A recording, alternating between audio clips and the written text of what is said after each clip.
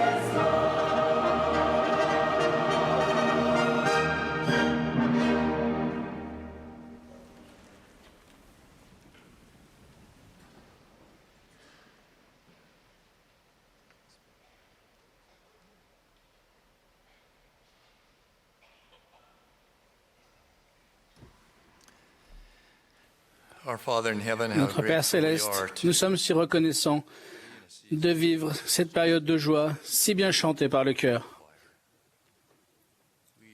Il y a tant dont nous pouvons être reconnaissants, les apôtres et les prophètes aimants, qui sont des hommes saints de Dieu et qui nous guident par la révélation. Nous sommes reconnaissants pour les Écritures qui nous aident à nous concentrer sur la vie du Sauveur, sur sa bonté, sa gentillesse et sa compassion. Et nous prions pour que nous fassions tous les efforts dans notre vie par nos pensées, nos paroles et nos actions, afin d'être des disciples dévoués. Nous prions maintenant pour que ton esprit soit sur tous ceux qui participeront à cette soirée de quelque manière que ce soit, et que nous puissions tous en repartir avec un plus grand désir de faire don d'un cœur brisé, d'un esprit contrit, et d'aller et d'agir comme le Seigneur le ferait. Nous prions humblement pour cela, au nom de Jésus-Christ. Amen.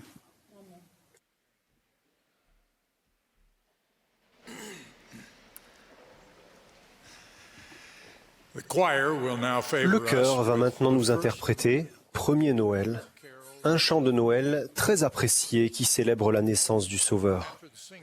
Après ce chant, nous aurons le plaisir d'entendre Sharon Bank, première conseillère dans la présidence générale de la Société de secours. Puis le chœur chantera « Douce nuit, sainte nuit », le numéro 127 dans le recueil de cantiques français, et l'Assemblée se joindra au chœur pour la 3e strophe. Après le chant, nous écouterons Terence Vinson de la présidence des 70. Puis le chœur chantera « How far is it to Bethlehem ?» Gary Stevenson, du Collège des 12 apôtres, s'adressera ensuite à nous. À la fin de son discours, le chœur chantera « Venez tous fidèles ».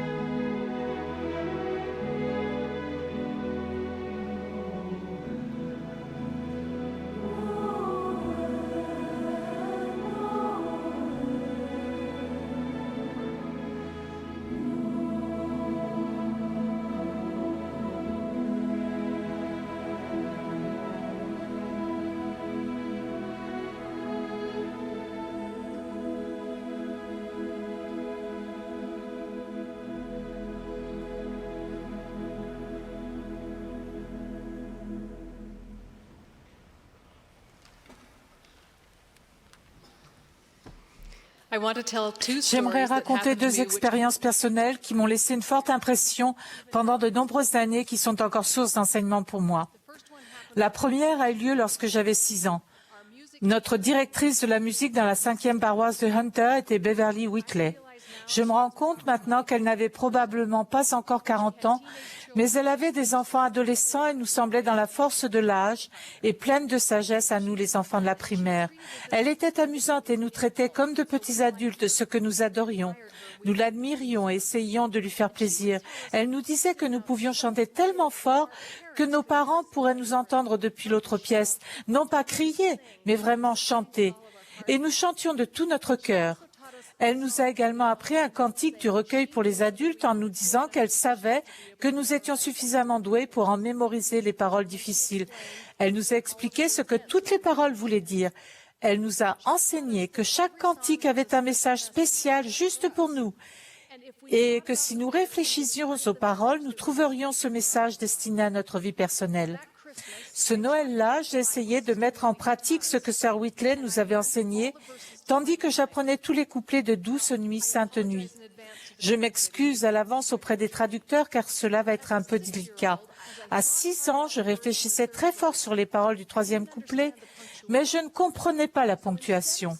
Au lieu de chanter les paroles qui disent en anglais « Fils de Dieu, lumière pure de l'amour », autrement dit « Jésus est la manifestation de cette lumière qui émane de l'amour pur », je comprenais que le Fils de Dieu aimait la lumière pure, qu'il adorait tout ce qui émanait de la lumière pure.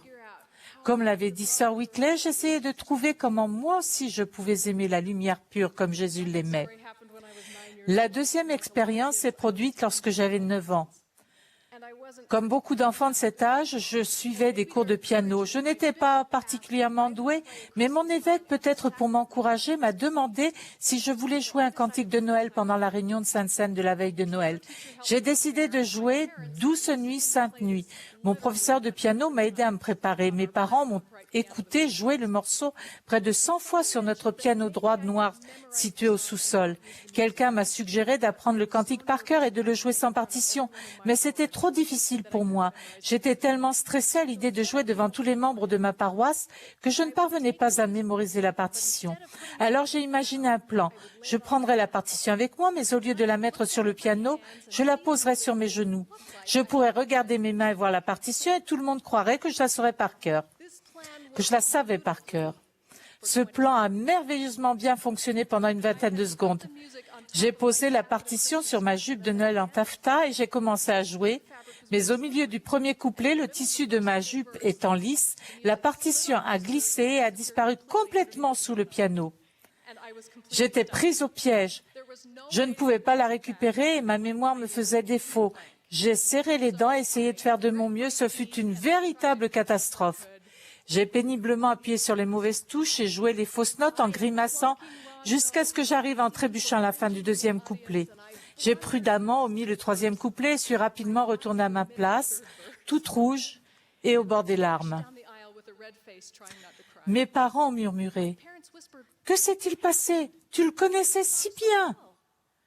J'avais hâte de quitter l'église. Je ne voulais voir personne, parler à personne. J'étais humiliée et embarrassée. À la fin de la réunion, mon instructrice de l'école du dimanche, une sœur âgée du nom d'Alma Hitton, s'est approchée de moi. J'ai essayé de l'éviter, mais elle m'a pris la main. Au lieu de me dire que j'avais bien joué, ce que tout le monde savait être un mensonge, elle a dit quelque chose dont j'allais me souvenir pour le reste de ma vie. « Sharon, ce qui s'est passé n'est pas grave. Tout le monde a vu tous les efforts que tu as faits et nous t'aimons, que tu saches ou non jouer du piano. »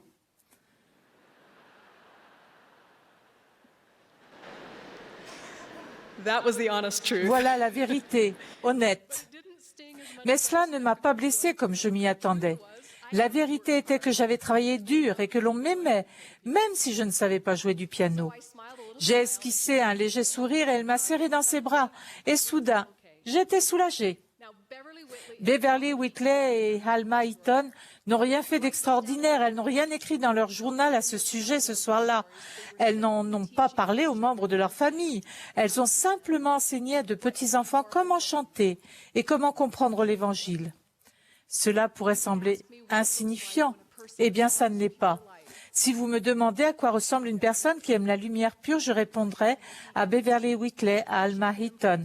Chacune a pu reconnaître la lumière pure d'une petite fille faisant de son mieux et a pu l'aimer pour cela, même si tout ne s'était pas passé à la perfection. Notre Père céleste est comme cela.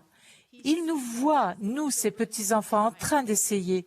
Nous ne réussissons pas toujours, mais il sait tous les efforts que nous faisons, parfois en serrant les dents au milieu d'une catastrophe. Et il nous aime pour cela. Pour toute notre musique dissonante, fausse et méconnaissable, il a envoyé son merveilleux Fils unique, qui est la lumière pure de l'amour. Jésus-Christ corrigera toutes les fausses notes et rattrapera tous les harmoniques dissonants si nous nous tournons vers lui et lui demandons son aide. Grâce à la naissance, à l'expiation et à la mort de Jésus-Christ, nous pouvons tous dormir dans une paix céleste. Pendant cette période de Noël, comme je suis heureuse de chanter des cantiques qui portent au cœur de ceux qui souffrent un message spécial du Sauveur du monde. Je vous promets la même chose que Sir Whitley a promis aux enfants de la primaire. Si vous pensez aux paroles que vous chantez, vous découvrirez un message divin conçu spécialement pour vous, qui vous édifiera et vous réconfortera. En voici un que j'ai trouvé en cette période de Noël. Je me faisais du souci pour toutes les personnes que notre aide humanitaire n'atteint pas et concernant la façon dont les nations ne facilitent pas l'acheminement de l'aide à nos frères et sœurs qui souffrent. À ce moment-là, j'ai entendu: même si nous le voyons maintenant comme un nouveau-né, il occupera le trône de son Père, rassemblera toutes les nations à lui, alors tout genou fléchira. Je témoigne que le Fils de Dieu aime la lumière pure, il est la lumière pure de l'amour. Au nom de Jésus-Christ, Amen.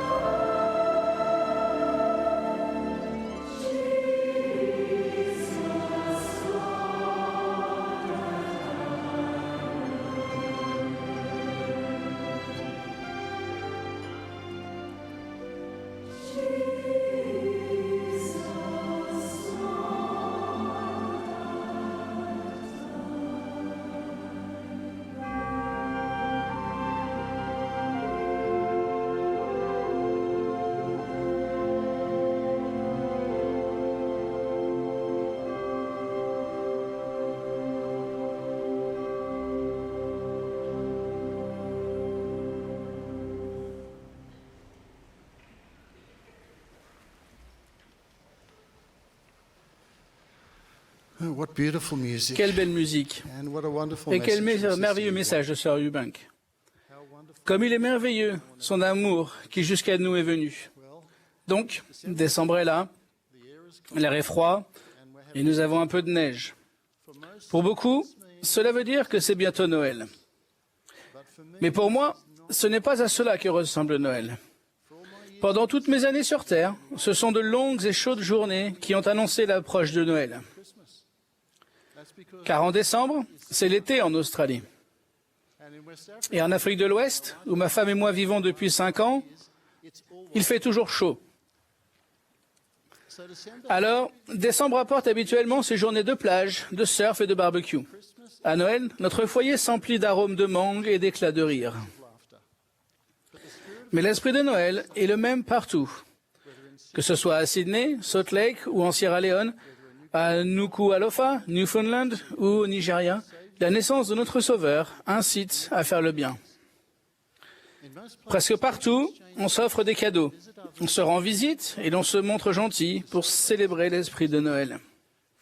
Des amis de Samoa ont une tradition le jour qui suit Noël. Ils remplissent des cartons de nourriture et de petits cadeaux et les offrent aux familles les plus démunies, pas seulement de leur paroisse, mais aussi de leur collectivité. Ils ont aussi un potager d'1 hectare et ils donnent presque tout ce qu'ils produisent à des personnes dans le besoin. Un de nos amis très chers au Sénégal m'a dit que dans son village natal de Côte d'Ivoire, chaque veille de Noël, au lieu d'apporter des cadeaux, les villageois déposent tous leurs conflits non résolus entre les mains de leurs dirigeants. Ces dirigeants passent ensuite le reste de la journée auprès des familles pour résoudre les conflits. Les habitants du village veulent qu'il y ait la paix et l'harmonie dans chaque foyer à Noël, car ils célèbrent la naissance de Christ, qui est né dans le but même d'apporter la paix au monde. En début d'année, nous avons rencontré Jeanne Ingabire, une jeune sœur missionnaire du Rwanda qui fait sa mission au Libéria. Elle m'a raconté l'histoire déchirante de l'impact qu'a eu sur elle le génocide au Rwanda en 1994.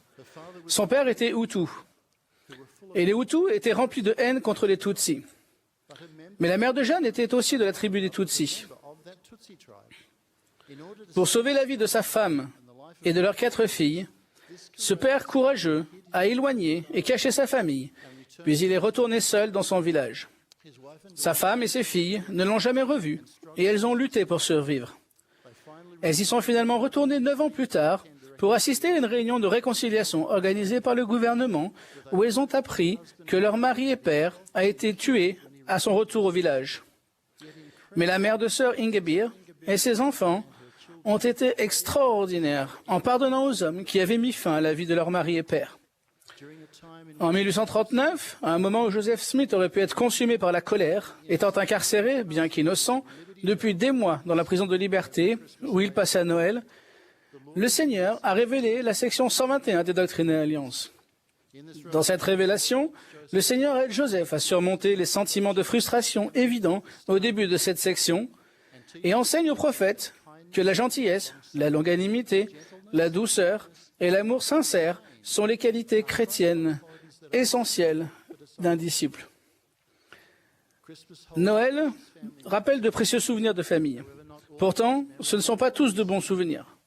Quand j'étais très jeune, mon père m'a offert une petite voiture de course verte, Matchbox, très prisée.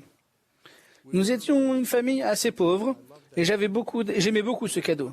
Mais un jour, dans un moment de colère juvénile, pour quelque chose de banal, j'ai jeté la voiture dans l'épais buisson de glycine qui s'entremêlait par-dessus notre clôture. Je l'ai regretté immédiatement, non pas d'avoir jeté le jouet, mais parce que j'ai ressenti que cela représentait un rejet de l'expression d'amour de mon père. Je l'ai recherché et cherché en vain. Quand l'hiver est arrivé et que le buisson a perdu ses feuilles, je l'ai cherché encore, à nouveau en vain. J'ai toujours de la peine d'avoir offensé mon père. J'en souffre encore. Vous voyez, c'est une analogie de nos rejets occasionnels de l'amour de notre Père céleste et de ses dons pour nous. Le plus grand étant qu'il a envoyé son Fils souffrir et expier pour nous. Quelle tragédie si nous rejetons son sacrifice expiatoire ou les alliances et les ordonnances de son évangile. Oh, si nous pouvions être davantage semblables à ceux qui cherchent à faire preuve d'amour. Récemment, de nombreuses personnes ont travaillé pour aider les résidents de Floride et les îles Carolines qui ont subi des tempêtes catastrophiques, ou pour venir en aide aux victimes des incendies en Californie et à d'autres personnes qui souffrent de la même façon dans le monde. Le 25 décembre 1974, la capitale du territoire du nord de l'Australie a été détruite. Tôt le matin de Noël, le cyclone Tracy frappait la ville de Darwin. De nombreuses personnes sont mortes et la plupart des habitants de Darwin se sont retrouvés sans domicile. Les photos de la récente catastrophe de Floride ressemblent à celles de Darwin. Mais l'esprit de Noël a vaincu le désespoir. Des dons sont arrivés de toute l'Australie et de nombreuses personnes ont tout laissé pour participer à la reconstruction de la ville. Il y a des années, quand notre fille aînée n'avait que 2 ans, elle s'est cassée la jambe juste avant Noël. Et elle a passé de nombreuses semaines à l'hôpital avec la jambe surélevée. Ce fut un Noël difficile. Une famille de notre paroisse, qui n'était pas très à l'aise financièrement, est venue lui rendre visite à l'hôpital le jour de Noël. Chacun des enfants avait apporté son jouet préféré, reçu le matin même, pour les offrir comme cadeau à ma fille.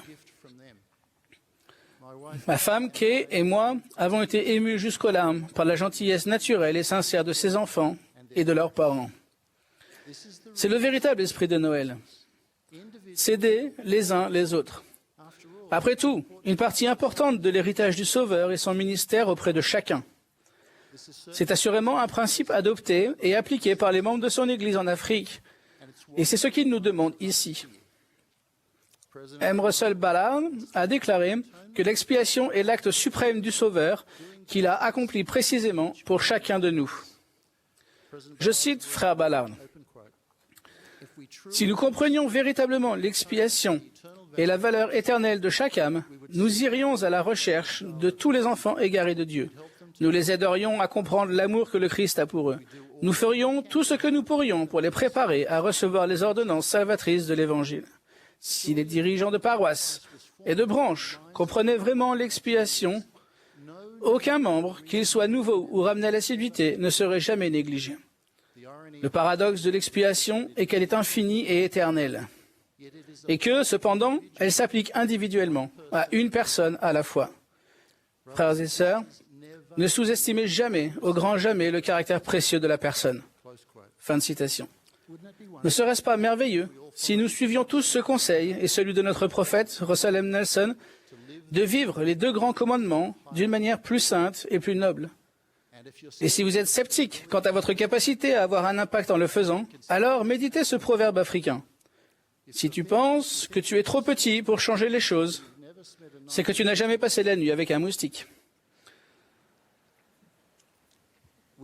Il n'est pas nécessaire de se rendre en terre sainte pour changer les choses et se rapprocher de notre Sauveur. Noël est un moment où nous pouvons nous soucier de nos propres dons au Sauveur, en aimant et en aidant constamment. Ainsi, aucun de nous n'est vraiment très loin de Bethléem. C'est à nous de donner au Christ une place dans notre vie, d'accepter le don qu'il nous fait et de lui faire don de notre cœur. Je l'aime et je témoigne de son amour éternel pour chacun de nous. Au nom de Jésus-Christ. Amen.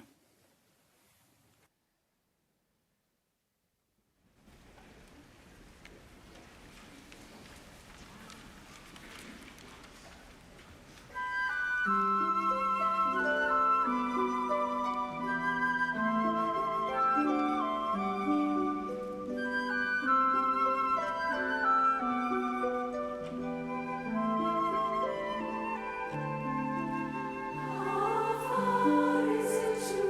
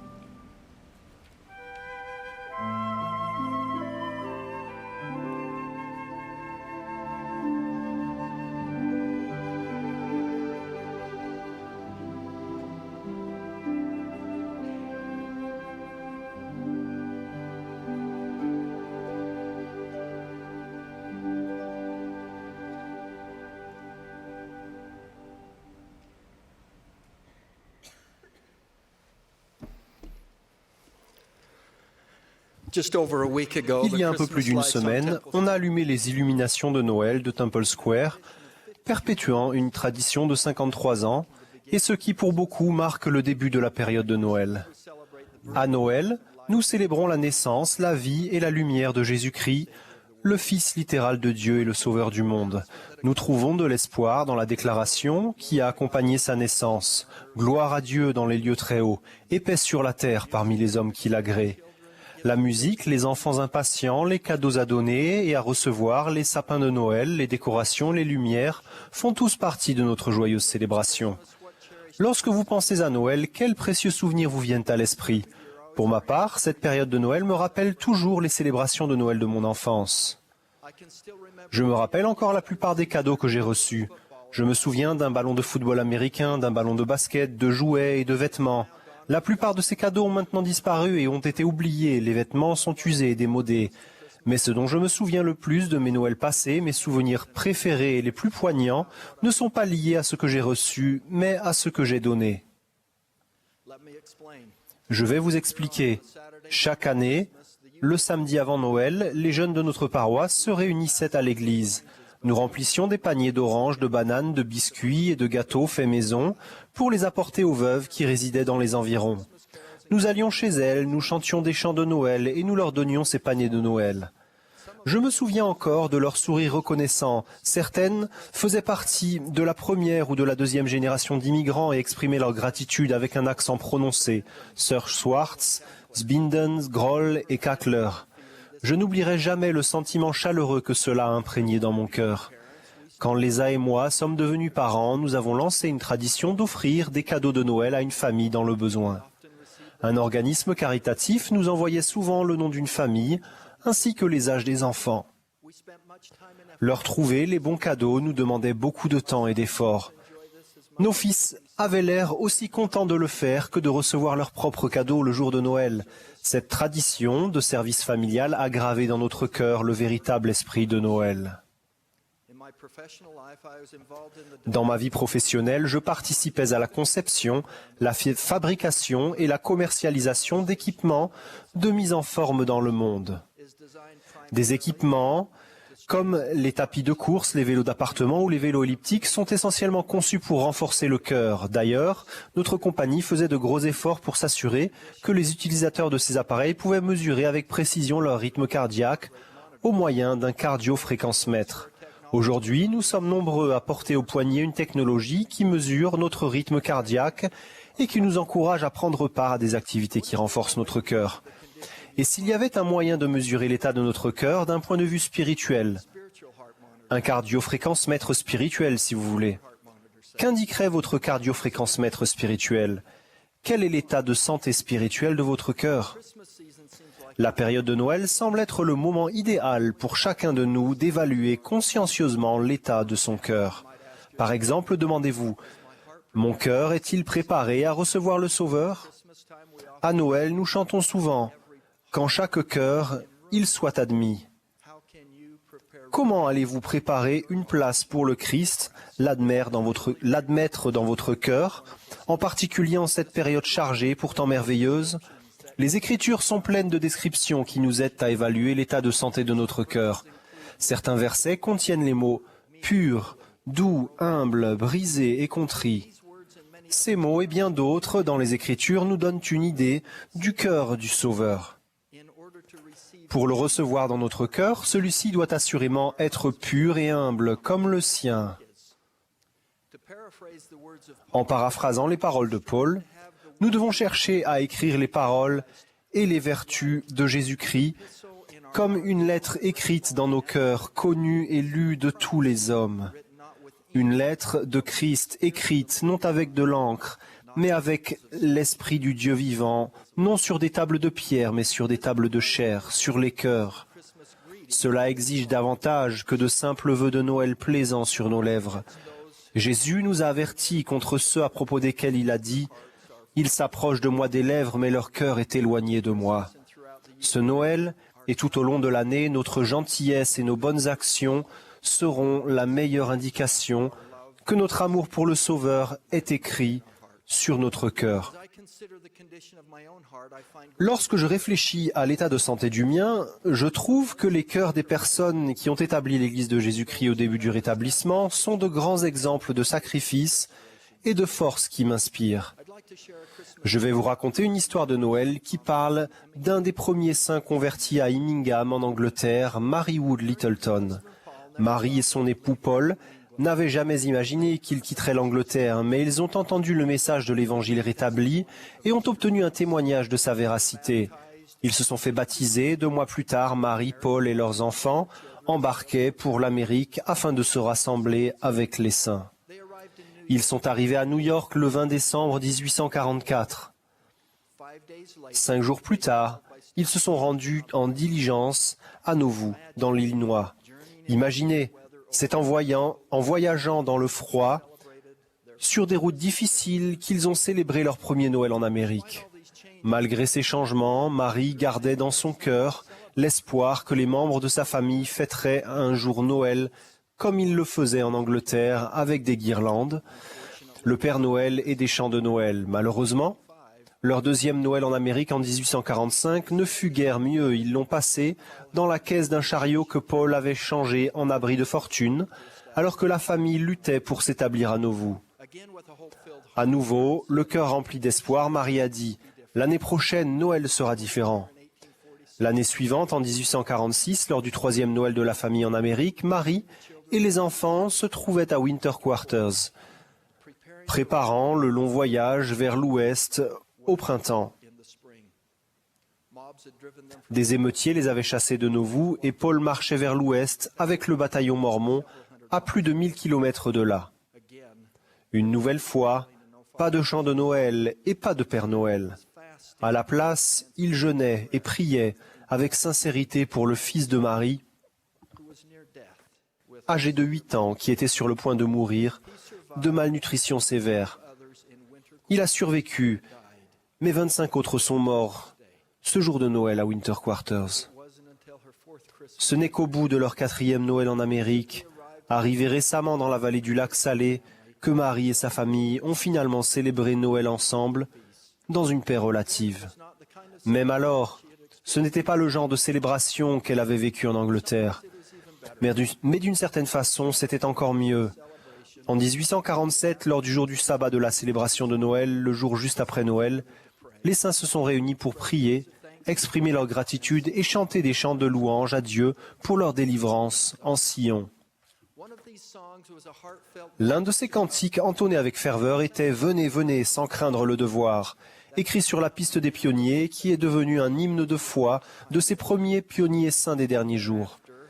Par la suite, « Venez, venez, sans craindre le devoir » est resté un cantique très apprécié, même un chant de Noël lors des célébrations de Noël des pionniers.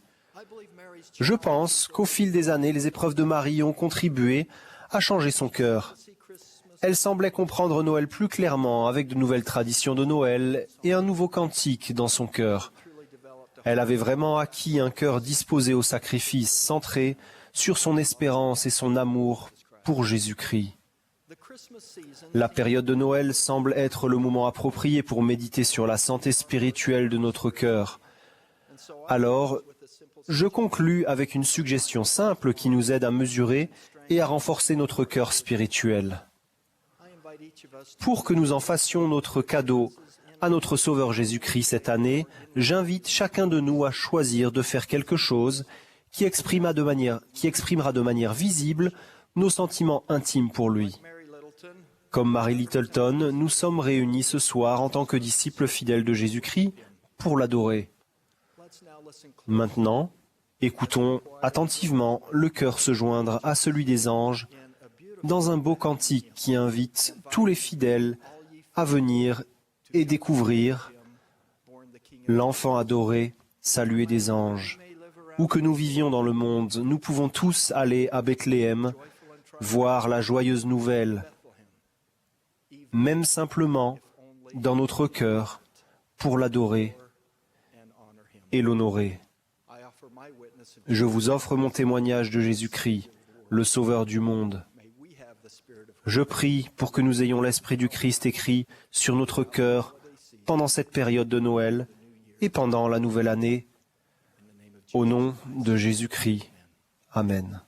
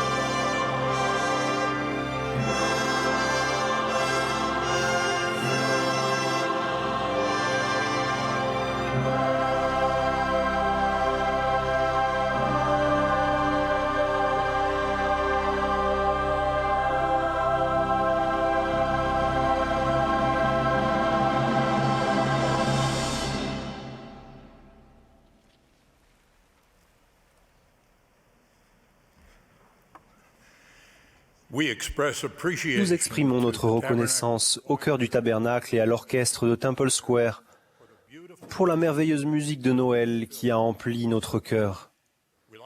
Nous remercions également tous nos orateurs de ce soir et nous saluons les efforts de toutes les personnes qui ont contribué de quelque manière que ce soit à rendre cette veillée possible. Au début de cette belle période de Noël, nous prions pour que chacun de vous ait la bénédiction de ressentir la paix, l'espérance et la joie qui se manifestent grâce à l'amour rédempteur de notre Sauveur.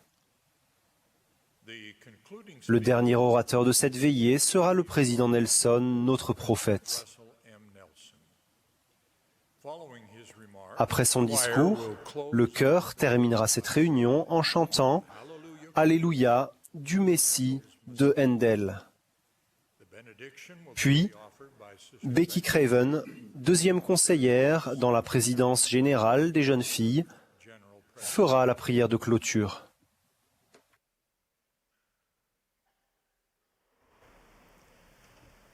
Mes chers frères et sœurs bien-aimés, quelle merveilleuse période! Nous aimons tous les accords. Devenez tous fidèles. Et nous chantons les louanges de Jésus, le Christ, ce bébé spécial de Bethléem, le grand Jéhovah de l'Ancien Testament et le Messie du Nouveau Testament. Ce soir, réfléchissons aux bénédictions que nous recevons lorsque nous nous concentrons sur la vie, la mission, la doctrine et l'expiation du Seigneur Jésus-Christ. Je vous invite, comme l'a fait le roi Benjamin au sein de son époque, à réfléchir à l'état béni et bienheureux de ceux qui gardent les commandements de Dieu. Cette bénédiction est pour nous ici et maintenant, mais s'y ajoute la promesse éventuelle d'un bonheur sans fin. Simplement dit, les véritables disciples de Jésus-Christ ont le privilège de connaître une joie indicible à tout jamais. J'y ai repensé l'autre jour en rencontrant un ange du nom de Lydia. Cet ange n'était pas vêtu de blanc, et cela m'a été facile de lui parler car il est venu dans mon bureau. Lydia a 12 ans. On m'a expliqué qu'elle souffrait d'une forme rare et agressive de cancer du cerveau. Elle a un visage angélique et une assurance remarquable pour son âge. En parlant de sa vie et de ce qui l'attendait, elle était calme et en paix. Lorsque je lui ai demandé si elle avait des questions, elle a aussitôt répliqué « À quoi ressemble le paradis ?» Cela a conduit à une discussion profonde sur le but de la vie et les bénédictions que notre Père Céleste et son Fils bien-aimé offrent aux personnes qui les honorent et les suivent. Ce soir, nous avons le plaisir d'avoir Lydia ici, avec ses parents. Lydia, lève-toi s'il te plaît un instant avec ta mère et ton père. Retourne-toi pour que tout le monde te voie. Merci, Lydia. Frères et sœurs Kerry, nous continuons de prier à votre sujet. J'ai été profondément touché par la foi de Lydia et de sa famille. Même face à une épreuve aussi difficile touchant sa condition mortelle. Lydia est pleine de foi. Elle possède une perspective éternelle. Elle sait que le Seigneur l'aime et prendra soin d'elle. Sa famille dévouée est remplie de la même paix et du même calme que seule la foi au Seigneur peut procurer. Lydia souhaitait rencontrer le président de l'Église du Seigneur, mais ses désirs sont beaucoup plus profonds qu'un simple événement de la condition mortelle.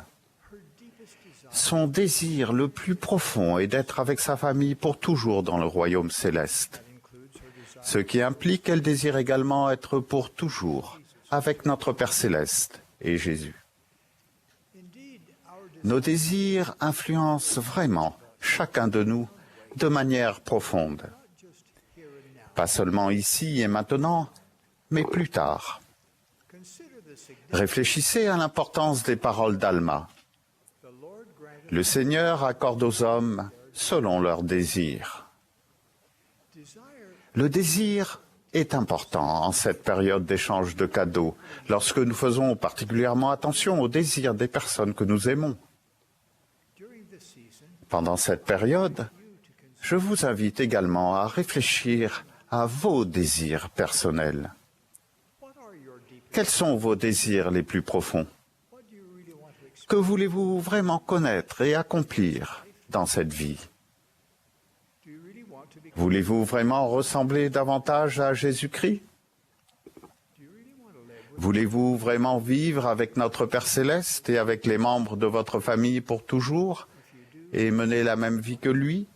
Si c'est le cas, vous accepterez les nombreux cadeaux que le Seigneur nous offre pour nous aider pendant notre mise à l'épreuve sur la terre. Concentrons-nous sur 4 cadeaux que Jésus-Christ offre à toute personne disposée à les recevoir. Premièrement, il nous offre la capacité infinie d'aimer. Cela comprend la capacité d'aimer les personnes déplaisantes et celles qui, en plus de ne pas nous aimer, nous persécutent et nous maltraitent. Avec l'aide du Sauveur, nous pouvons apprendre à aimer comme il a aimé. Cela exigera peut-être un changement de cœur, très certainement un adoucissement de notre cœur, tandis que le Seigneur nous enseigne comment vraiment prendre soin les uns des autres. Mes chers frères et sœurs, nous servirons vraiment à la manière du Seigneur en acceptant le don d'amour qu'il nous fait. Demandez au Seigneur de vous aider à aimer les personnes qu'il veut que vous aimiez, notamment les personnes pour lesquelles il n'est pas facile d'éprouver de l'affection. Demandez-lui que ses anges vous accompagnent là où vous ne voulez pas aller pour l'instant. Le deuxième cadeau du Seigneur est la capacité de pardonner. Grâce à son expiation infinie, vous pouvez pardonner aux personnes qui vous ont fait du mal et qui n'accepteront peut-être jamais la responsabilité des mauvais traitements qu'elles vous ont infligés. Il est généralement facile de pardonner à quelqu'un qui cherche sincèrement et humblement votre pardon. Mais le Sauveur vous accordera la capacité de pardonner à quiconque vous a maltraité de quelque façon que ce soit. Les actes blessants ne peuvent alors plus ronger votre âme. Le troisième cadeau du Sauveur est le repentir. Ce don n'est pas toujours bien compris. Comme vous le savez, le Nouveau Testament fut d'abord écrit en grec. Dans les passages où le Sauveur appelle le peuple à se repentir, le mot traduit par repentir est le terme grec métanoeo. C'est un verbe grec très puissant. Le préfixe méta signifie changer. Il est aussi employé en anglais. Par exemple, le mot métamorphose signifie changement de forme. Le suffixe noéo désigne un mot grec qui signifie esprit. Il se rapporte également à d'autres mots grecs qui signifient connaissance, esprit et souffle. Ne commençons-nous pas à voir l'étendue de ce que le Seigneur nous donne lorsqu'il nous offre le don du repentir? Il nous demande de changer notre intelligence, notre connaissance, notre esprit et même notre souffle. Par exemple, lorsque nous nous repentons, nous sommes remplis de reconnaissance envers Dieu qui nous prête le souffle, jour après jour. Et nous désirons utiliser ce souffle pour le servir, lui et ses enfants. Le repentir est un don magnifique. Il ne faut jamais redouter ce processus. C'est un don que nous devons recevoir avec joie et utiliser, même étreindre, jour après jour, tandis que nous cherchons à devenir davantage comme notre Sauveur. Le père du roi Lamoni a entrevu ce qui attendait les personnes qui croyaient en Christ et le suivaient. Il a déclaré qu'il abandonnerait tous ses péchés pour avoir l'honneur de connaître le Seigneur. Le véritable repentir n'est pas un événement, c'est un privilège infini. Il est essentiel à la progression, à la paix de l'esprit, au réconfort et à la joie. Le quatrième cadeau de notre Sauveur est en fait une promesse, la promesse de la vie éternelle. Cela ne signifie pas vivre pendant très longtemps. Chacun vivra pour toujours après la mort, quel que soit le royaume de gloire pour lequel il se qualifie. Tout le monde ressuscitera et connaîtra l'immortalité. Mais la vie éternelle représente beaucoup plus qu'une notion de temps. La vie éternelle est le genre de vie que notre Père céleste et son Fils bien-aimé Jésus-Christ mènent. Lorsque le Père nous offre la vie éternelle, il dit en substance, « Si vous choisissez de suivre mon Fils, si vous désirez vraiment devenir comme lui, alors, en temps voulu, vous vivrez comme nous et présiderez des mondes et des royaumes comme nous. » Ces 4 cadeaux uniques nous apporteront de plus en plus de joie si nous les acceptons. Nous pouvons les recevoir parce que Jéhovah a bien voulu accepter de naître sur la terre. Il est né d'un père immortel et d'une mère mortelle. Il est né à Bethléem, dans les circonstances les plus humbles. Sa naissance a été prédite par les prophètes depuis l'époque d'Adam. Jésus-Christ est le don sublime de Dieu, le don du Père à tous ses enfants. Nous célébrons joyeusement cette naissance chaque Noël. Nos pensées et nos sentiments étant concentrés sur le Sauveur du monde. Que devons-nous donc faire pour recevoir ces dons qui nous sont offerts si volontiers par Jésus-Christ? Comment pouvons-nous aimer comme il aime, pardonner comme il pardonne, nous repentir et devenir davantage comme lui, et finalement vivre avec lui et notre Père céleste? Nous devons contracter et respecter des alliances sacrées. Nous choisissons de suivre le chemin de l'alliance du Seigneur, d'y progresser et d'y rester. Ce n'est pas compliqué. C'est la manière d'atteindre la véritable joie dans cette vie et d'obtenir la vie éternelle. Mes chers frères et sœurs, mon souhait le plus cher est que tous les enfants de notre Père céleste aient l'occasion d'entendre l'évangile de Jésus-Christ et d'écouter ses enseignements, et qu'Israël soit rassemblé comme il a promis dans ces derniers jours. Ma prière est que nous croyions et recevions l'amour que le Sauveur a pour chacun de nous. Son amour infini et parfait l'a poussé à expier pour vous et pour moi. Ce don, l'expiation, nous permet de recevoir tous ces autres cadeaux. Un jour, au moment du millénium que nous préparons, tout genou fléchira et toute langue confessera que Jésus est le Christ. Et ce ne sera pas simplement le magnifique chœur du tabernacle de Temple Square qui chantera Alléluia. Toutes les personnes qui ont choisi de suivre Jésus-Christ chanteront et crieront Alléluia, car le Seigneur, notre Dieu Tout-Puissant, est entré dans son règne. Le royaume du monde est remis à notre Seigneur et à son Christ. Et il régnera au siècle des siècles, roi des rois et seigneur des seigneurs. Je témoigne que Dieu vit. Jésus est le Christ, le Messie. Cette Église est la sienne. Il la dirige par l'intermédiaire de ses prophètes. Nous invoquons humblement ses bénédictions sur chacun de vous, notamment le désir et la capacité d'accepter tous les dons que le Sauveur vous offre.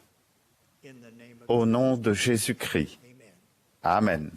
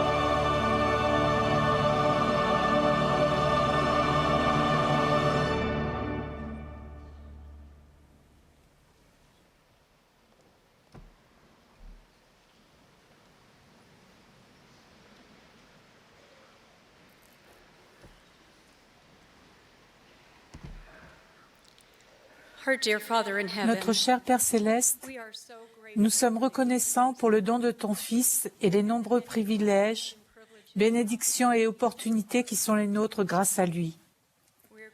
Nous sommes reconnaissants pour les merveilleux messages et la belle musique que nous avons entendus ce soir et qui témoignent de lui. Aide-nous à toujours nous souvenir de ton Fils et aide-nous dans nos efforts pour le suivre. C'est notre prière au nom de ton Fils Jésus-Christ. Amen.